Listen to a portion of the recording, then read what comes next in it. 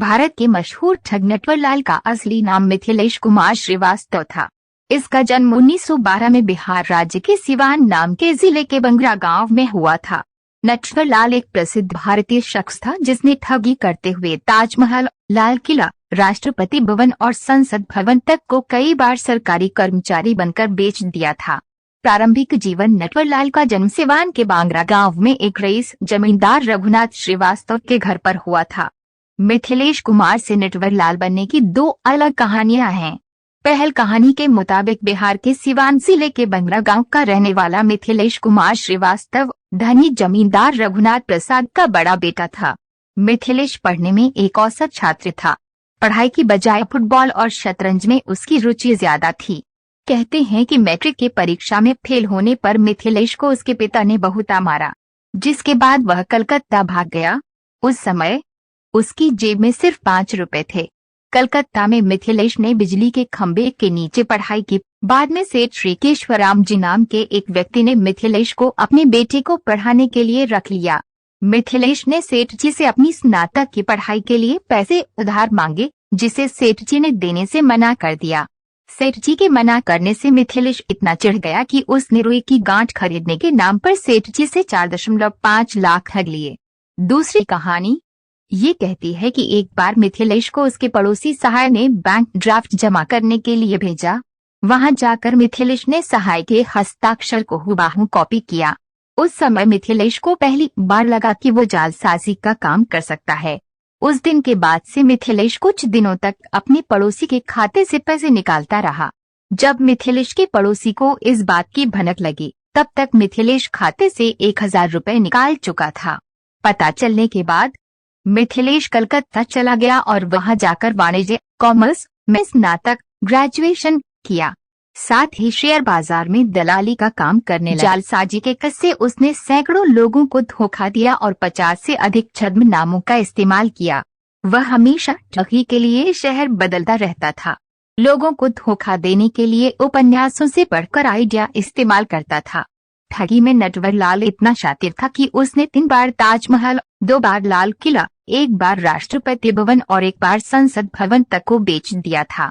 राष्ट्रपति राजेंद्र प्रसाद के फर्जी हस्ताक्षर करके नटवरलाल ने संसद को बेच दिया था।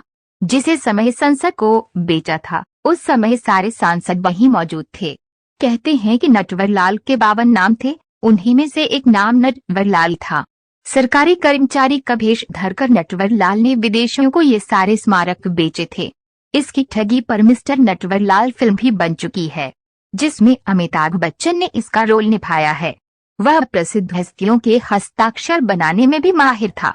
ये भी कहा जाता है कि उसने कई बड़े उद्योगपतियों को भी धोखा दिया था। वह एक बड़ी रकम नकद उनसे ये कहकर लेता था कि वह एक सामाजिक कार्यकर्ता है। उसने कई दुकानदारों को लाखों रुपयों का चूना लगाया। दुकानदारों से बड़ी संख्या में सामान लेकर उन्हें नकली चेक और डिमांड ड्राफ्ट द्वारा भुगतान करता था। दिल्ली का कनॉट प्लेस सुरेंद्र शर्मा की घड़ी की दुकान थी। एक दिन सफेद कमीज और पैंट पहने एक बूढ़ा आदमी घड़ी की दुकान में जाता है और खुद का परिचय तत्कालीन वित्त मंत्री नारायण दत्त तिवारी का पर्सनल स्टाफ DN तिवारी रूप में देता है और दुकानदार से कहता है कि प्रधानमंत्री राजीव गांधी के दिन अच्छे नहीं चल रहे हैं, इसलिए उन्होंने पार्टी के सभी वरिष्ठ लोगों को समर्थन के लिए दिल्ली बुलाया है और इस बैठक में शामिल होने वाले सभी लोगों को वो घड़ी भेंट करना चाहते हैं, तो मुझे आपकी दुकान से 93 घड़ी चाहिए। दुकानदार को पहले तो इस आदमी की बातों पर शक हुआ, लेकिन एक साथ इतनी घड़ियों को बेचने के लालच से खुद को रोक नहीं पाया। अगले दिन वो बूढ़ा आदमी घड़ी लेने दुकान पहुंचा। दुकानदार को घड़ी पैक करने की बात कह एक स्टाफ को अपने साथ नॉर्थ ब्लॉक वो जगह है जहां प्रधानमंत्री से लेकर बड़े बड़े अफसरों का ऑफिस होता है, लग गया। वहां उसने स्टाफ को भुगतान के तौर पर 32,829 रुपए का बैंक ड्राफ्ट दे दिया। 2 दिन बाद जब दुकानदार ने ड्राफ्ट जमा किया तो बैंक वालों ने बताया कि वो ड्राफ्ट फर्जी है। फिर दुकानदार को समझ आया कि वो बूढ़ा आदमी नटवरलाल था और इसके बाद वित्त मंत्री VP सिंह तो कभी वाराणसी के जिला जज का नाम तो कभी यूपी के CM के नाम पर नटवरलाल अलग अलग शहर में दुकानदारों का चूना लगाता रहा। नटवरलाल को 9 बार गिरफ्तार किया गया था, लेकिन हर बार वह जेल से भागने में सफल रहा। उसे जालसाजी के 14 मामलों के लिए दोषी ठहराया गया था और 113 साल की सजा सुनाई गई थी, लेकिन उसने मुश्किल से 20 साल जेल में बिताए। आखिरी बार जब उसे 1996 में गिरफ्तार किया गया था तो उस समय उसकी उम्र 84 साल थी, लेकिन वो पुलिस को चकमा देने में फिर से कामयाब रहा। उस समय वह व्हील चेयर का उपयोग करता था और उसे कानपुर जेल से दिल्ली इलाज के लिए अस्पताल ले जाया जा रहा था। नई दिल्ली रेलवे स्टेशन मौका पाकर वह गायब हो गया। इसके बाद उसे 24 जून 1996 को पुलिस द्वारा अंतिम बार देखा गया था। उस तारीख के बाद उसे फिर कभी नहीं देखा गया। नटवरलाल को अपने किए पर कोई शर्म नहीं थी। वह अपने आप को रॉबिन हुड मानता था। कहता था कि मैं अमीरों से लूटकर गरीबों को देता हूँ। उसका कहना था कि मैंने कभी हथियार का इस्तेमाल नहीं किया, लोगों से बहाने बनाकर पैसे मांगे और लोग पैसे दे गए, इसमें मेरा क्या कसूर है। आखिरी बार नटवरलाल बिहार के दरभंगा रेलवे स्टेशन पर देखा गया था।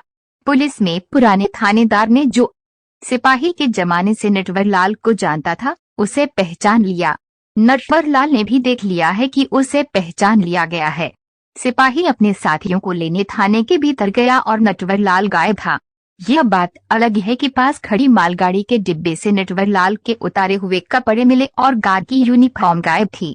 मृत्यु नटवरलाल के वकील द्वारा 2009 में अदालत में ये कहते हुए अर्जी डाली गई कि नटवरलाल की मृत्यु 25 जुलाई 2009 को चुकी है, इसलिए उसके खिलाफ लंबित केस खारिज कर दिए जाए।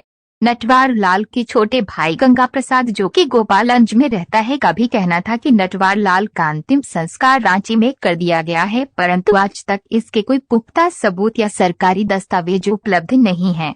परिवार नटवरलाल के जीवन में 2 पत्नियां एवं